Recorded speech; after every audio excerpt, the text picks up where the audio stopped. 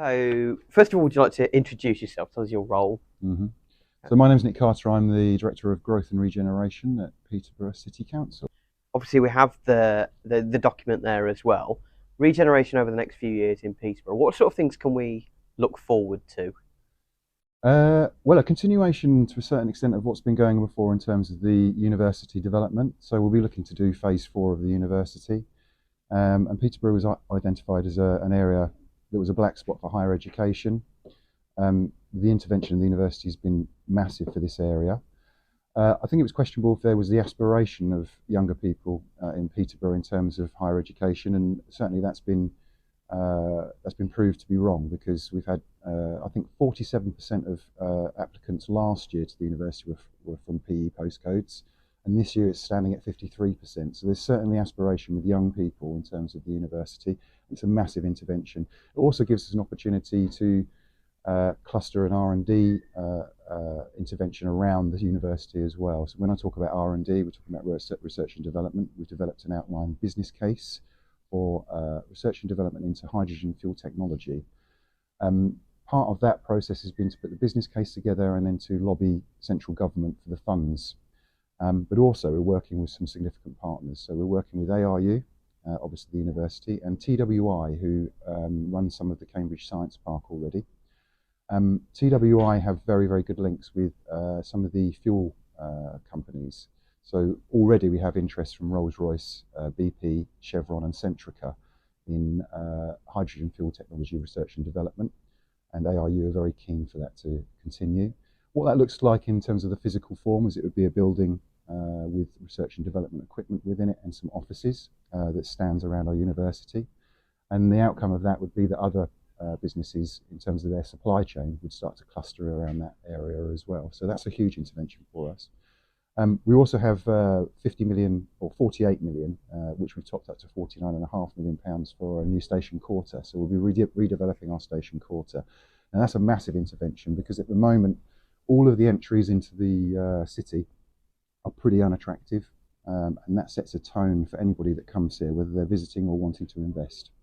So a new station will be a huge intervention, and one of the big projects that will be on site this year is what we're calling the City Link. So at the moment you have to walk through some subways to get into the city centre from the station. There's quite a high perception of crime and fear of crime in that area, and also the subway floods as well when it rains. So getting from the station to the city is very, very difficult. So we plan to fill in the subway and create a pedestrian access into the city centre at grade. And when I say at grade, that's at level, so you can walk on a level platform straight into the city centre. Huge intervention. The other thing is about the stations. We've got 5 million people using that station every year, but over 1 million people are doing the interchange as they travel all over the country to Leeds, Edinburgh, Glasgow, and of course back to London in 40 minutes. So we're very, very well located in terms of our transport connectivity. But that means there's a latent demand in terms of economic spend in our city centre. So if we can open our city centre and it talks to our station better, we will be able to draw some of those 1.5 million people that are making the interchange there into the city, spending money in the city, which would be fantastic for the economy. And we'll start to see some growth in the economy, and of course that will attract more footfall and more high-profile businesses into our city centre. So that's massive, and we will start on site this year, and there'll also be some significant consultation with all sorts of community groups as we get into our final business case. Where would you like to see Peterborough in 10 years' time, 15 years' time? I would like to see Peterborough becoming a serious place to invest, a metropolitan area. What we've got set out here is only a phase 1 of the regeneration of Peterborough. There's enormous potential here to grow this city. I would say that growing the city, my strategy would be for the future that we grow it east-west along the river and north-south, and we protect our cultural heritage in the centre of it.